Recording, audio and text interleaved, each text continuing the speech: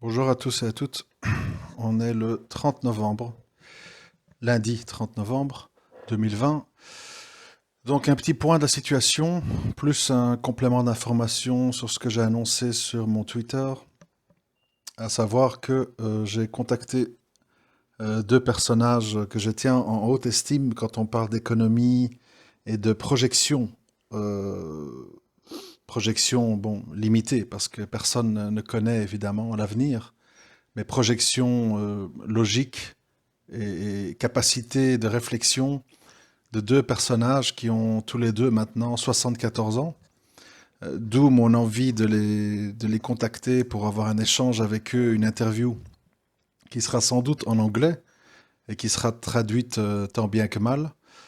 Il s'agit donc de Mark Faber et de Gerald Celente. Donc ces deux personnages. Bon, Mark Faber vit en Thaïlande depuis une petite quarantaine d'années. C'est quelqu'un qui prévient de toute une série de choses depuis très très très longtemps. Et ça se matérialise petit à petit. Et Gérald Celente, qui vit, je crois, à New York, qui a le même âge, dans un autre registre, plus social, plus global, on va dire, prévient lui aussi de pas mal de choses depuis longtemps. Ils sont passés longtemps pour des fanfarons, pour des négativistes pessimistes, mais l'actualité leur donne chaque jour un peu plus raison. D'où mon désir, en tout cas ma tentative, on verra ce que ça donne, d'entrer en contact avec eux pour essayer de les interviewer. L'autre raison, c'est qu'une fois atteint un âge respectable, 74 ans, euh, je veux dire, on se rapproche tout doucement de la vieillesse et c'est peut-être l'occasion de faire un petit peu un bilan de leur vision des choses et de laisser un message qui pourrait survivre à leur âge et à leur mort, qui évidemment se rapproche chaque jour un peu plus. Donc ceci étant dit, je voulais un petit peu revenir sur certaines choses que j'ai pu expliquer à gauche, à droite, mais qui ne fait pas de mal de rappeler brièvement, surtout pour les novices ou pour les gens qui ne se sentent malheureusement pas concernés parce qu'ils ne réalisent pas l'importance que ça peut avoir dans leur vie de tous les jours, parce que nous avons tous été éduqués, formatés à l'assistanat économique, l'assistanat mental, l'assistanat idéologique, où en fait on laisse des médias, des débats télé, des déclarations gouvernementales penser et raisonner à notre place. Et nous croyons très intelligents quand on répète en fait ce qu'on nous a dit de répéter. Et comme évidemment tout le monde ne prend pas le temps de faire des recherches hors des sentiers battus, euh, on est ignorant de pas mal de questions très importantes, puisque ça concerne nos vies à tous, croyants, incroyants, etc. Quels sont ces points? Je ne vais pas tous les énumérer, mais quelques-uns. Quels sont ces points extrêmement importants qui doivent être abordés, analysés, décortiqués, afin de comprendre ce qui nous attend, si pas nous, nos enfants, ça dépend quel âge on a. C'est par exemple la question de la pyramide des âges. En effet, après la guerre 40-45, il y a eu ce qu'on a appelé la génération baby boom. Donc il y a eu une explosion dans les naissances parce qu'il y avait de l'optimisme, c'était la fin de la guerre, c'était le plein emploi, c'était la révolution industrielle. Et donc les gens ont fait pas mal d'enfants. Et cette génération-là a connu évidemment un espèce d'âge d'or, hein, où ils ont pu travailler, mettre de l'argent de côté, acheter des maisons, investir, acheter des actions en bourse, etc., etc. Et cetera. Et aujourd'hui, évidemment, parce que nous sommes dans un monde de pragmatisme, de calcul et d'individualisme, ces gens réclament la protection de leurs avantages à travers leurs pensions, leurs soins de santé et, euh, et la valeur de leurs biens immobiliers. À côté de ça, on a la jeunesse, les plus jeunes en tout cas, hein, qui ont donc aujourd'hui 50, 40, 30, 20 ans, qui sont confrontés à un monde en perdition, où le chaos et l'amateurisme dominent, où on passe de drame en drame, de mensonge en mensonge, de falsification en falsification. Euh, on voit bien qu'on est dans un monde où on ne peut pas rester très longtemps sans un drame, sans une guerre, sans une cause, sans un ennemi à désigner, que ce soit l'islamisme, le terrorisme, les virus, les armes de destruction massive dans tel ou tel pays. Avant ça, c'était le communisme, etc., etc. Et donc, il faut comprendre que nous sommes au milieu d'une espèce de guerre intergénérationnelle des vieux contre les jeunes. Dans le sens que les solutions qui pourraient permettre aux jeunes d'avoir un avenir, d'avoir un emploi, d'avoir des perspectives, de pouvoir louer ou acheter des biens immobiliers à des prix abordables, passent par une diminution des droits et des acquis des plus anciens, qui eux, évidemment, disent bah, pas de chance, il fallait naître à la bonne époque. Nous, on a des biens, on a des immeubles, on a des appartements qu'on loue à Airbnb, on voyage, on a des résidences secondaires, on fait des croisières et on entend garder nos privilèges. Et donc, ce à quoi on assiste aujourd'hui, dans l'économie et en général, c'est en fait une guerre pour sauver une économie de plus en plus zombie, pervertie, malsaine, euh, qui est caractérisée par des dettes, le non-accès à la propriété, le non-accès à des emplois, même pour des diplômés qui se voient souvent, qui reçoivent souvent comme réponse à leur demande, à leur candidature d'emploi, vous êtes trop jeune, vous êtes trop inexpérimenté, vous êtes trop vieux, euh, vous êtes trop ceci, vous êtes trop cela, et où on demande une surqualification totale dans n'importe quel domaine, même les plus basiques. Et donc, les jeunes, évidemment, sont dans un sentiment de frustration, car ils estiment avoir étudié, fait des sacrifices, et voient chaque jour s'éloigner de plus en plus les perspectives d'un avenir stable, profitable et optimiste. Et donc, ce à quoi on assiste aujourd'hui, que j'explique à longueur d'audio, en tout cas quand je parle d'économie, c'est le fait que il faut coûte que coûte, à coup de planche à billets, soutenir les marchés boursiers artificiellement, ne surtout pas relever les taux bancaires, afin que les, les simples épargnants, c'est-à-dire les gens qui n'y connaissent rien à l'économie et qui laissent l'argent sous leur matelas ou dans un compte en banque à du 0%, soient dépouillés de leurs avoirs petit à petit au profit des gens qui connaissent l'économie et investissent en bourse dans des sociétés ou dans des fonds qui sont placés sur des valeurs telles que Google, Facebook, Tesla, Amazon et compagnie, qui eux, en fait, plus on injecte de l'argent frais, plus ils voient leurs avoirs augmenter, augmenter, augmenter, plus il y a des crises, des guerres, des aléas qui justifient,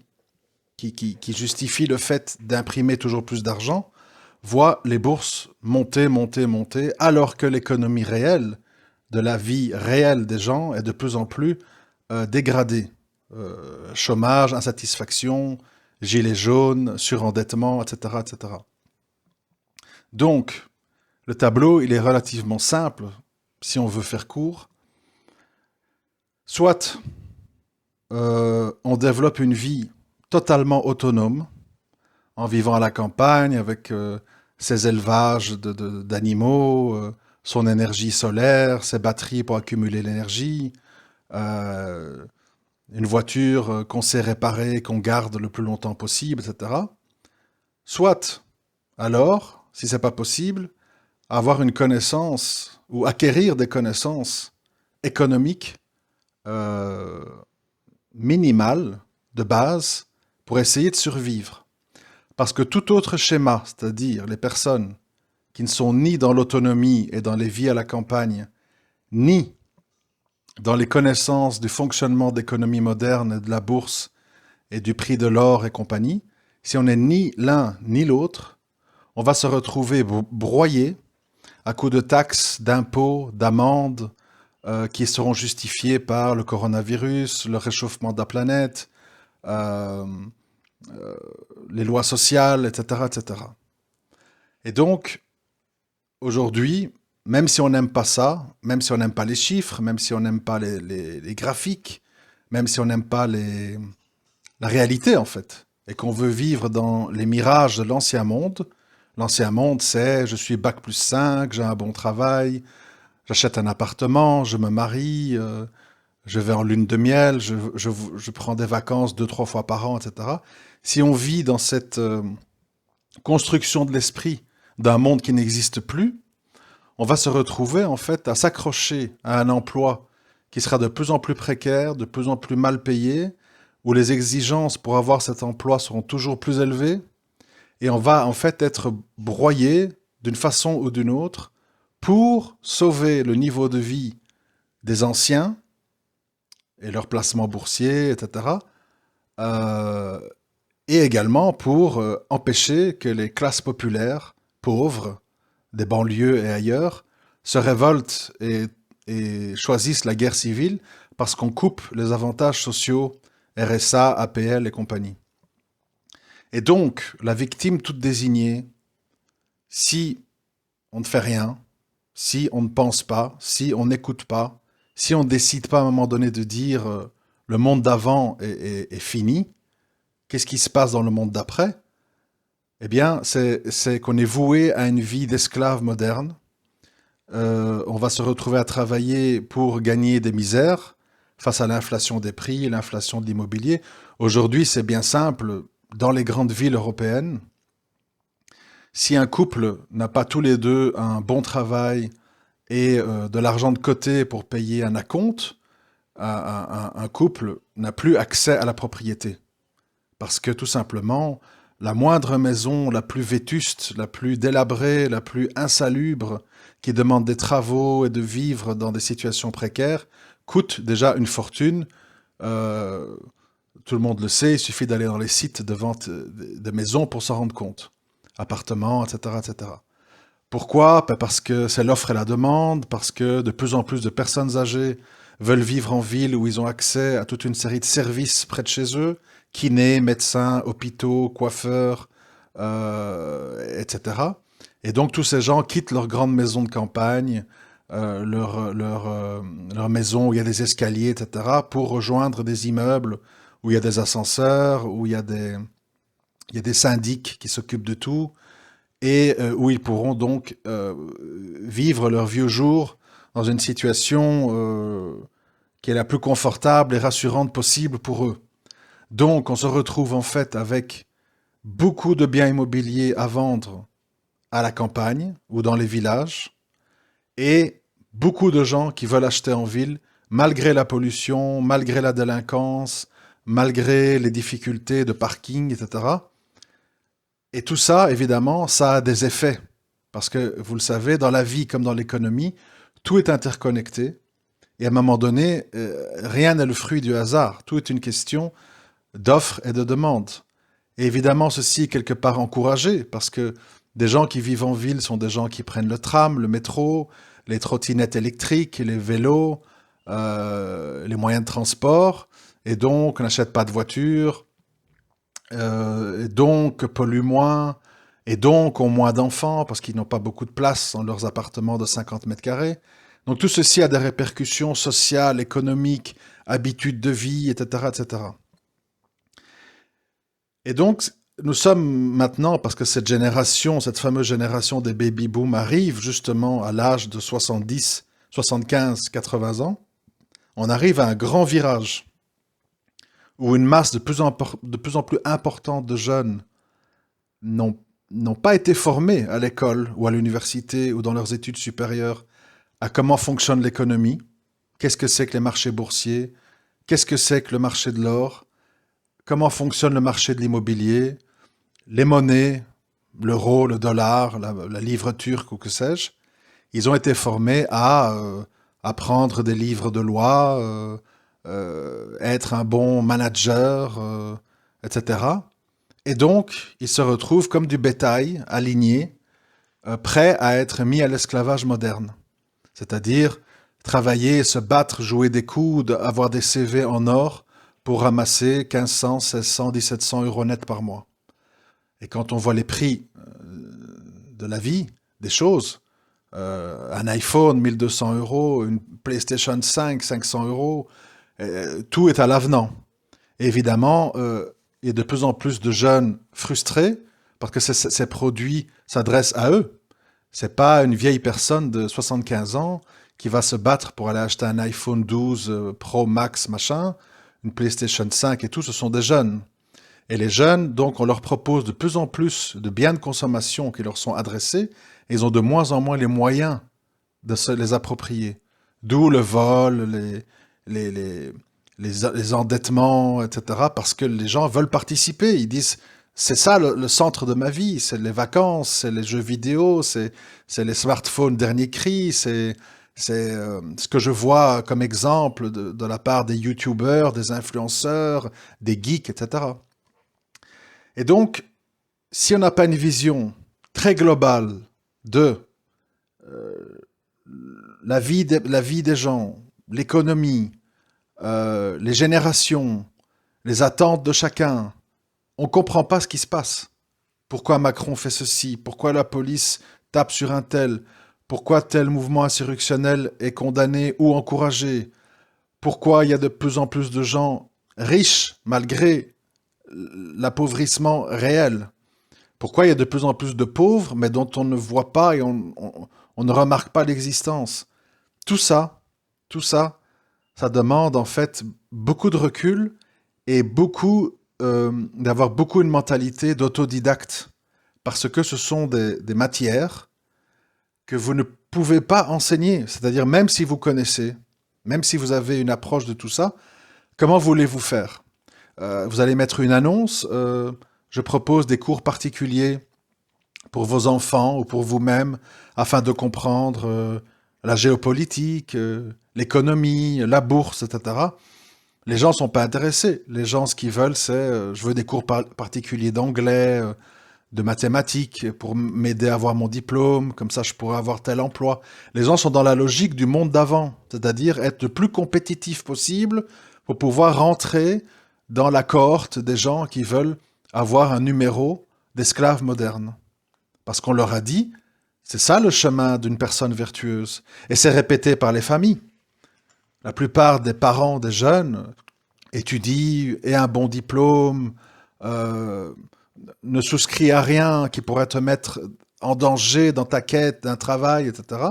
Et donc, en fait, non seulement c'est la société qui pousse à ça, mais c'est également les familles qui n'ont pas encore compris, évidemment, que les gens les plus riches, les plus influents, etc., sont des autodidactes, sont des créateurs, sont des gens qui comprennent les ficelles du crowdfunding, des fonds comment on appelle, de venture qui qui injectent de l'argent dans les startups, etc., et qui n'ont pas spécialement ou rarement fait de longues et hautes études. Ils sont plutôt des gens qui, dès qu'ils ont compris la technique, sont sortis du cycle normal pour devenir en fait des Zuckerberg, des Bezos, des trucs comme ça. Et donc à un moment donné, même si c'est rébarbatif, même si on dit je comprends rien, ça m'intéresse pas, etc., c'est un devoir pour soi-même et pour ses enfants de comprendre le monde dans lequel on est, comment on en est arrivé là, vers où on va, qu'est-ce qui se passe, que faire, comment anticiper et comment prendre des décisions profitables dans notre cas. Sinon, évidemment, on se laisse balader, comme c'est le cas aujourd'hui.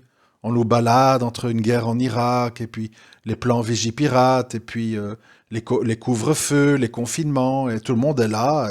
On avance d'une crise à l'autre, d'un drame à l'autre, et pendant ce temps-là, les bourses battent des records, l'or est passé de 18 000 euros du kilo à 60 000 euros, tout se transforme, tout change, les voitures électriques, SpaceX qui envoie des satellites dans l'espace, et nous on est là, hippie pourra, j'ai passé mon bac, je vais devenir avocat, voilà, on comprend pas. Et puis on est là, je suis avocat, j'ai fait de longues études, j'ai appris des syllabus interminables, et je me retrouve à devoir me battre pour gagner 1 400 euros par mois en tant qu'avocat. Et on ne comprend pas ce qui se passe. Et donc voilà pourquoi il est important de parler de ces sujets-là. Je reviendrai dessus et j'espère pouvoir échanger avec ces deux personnages, donc Mark Faber et Gerald Celente, parce que justement, eux sont des précurseurs qui ont compris bien à l'avance l'escroquerie de la démocratie, des partis politiques, des fausses guerres, des, comment je vais dire, des chiffons rouges qu'on agite à gauche et à droite afin de nous balader pendant, pendant que certains groupes font leurs petites affaires dans notre dos et pendant que nous, on est là à dire à nos enfants, fais un diplôme, pour rejoindre en fait la meute des gens qui vont être complètement tondus sous forme de taxes et d'impôts pour payer les privilégiés qui, eux, sont au courant de comment fonctionne la machine. Voilà, c'était juste une petite mise au point. On reviendra là-dessus, mais je voulais un petit peu expliquer ma pensée, comment ça fonctionne dans ma tête, pourquoi je parle de ceci et de cela, et pourquoi surtout c'est important. À très bientôt, je vous remercie de m'avoir écouté.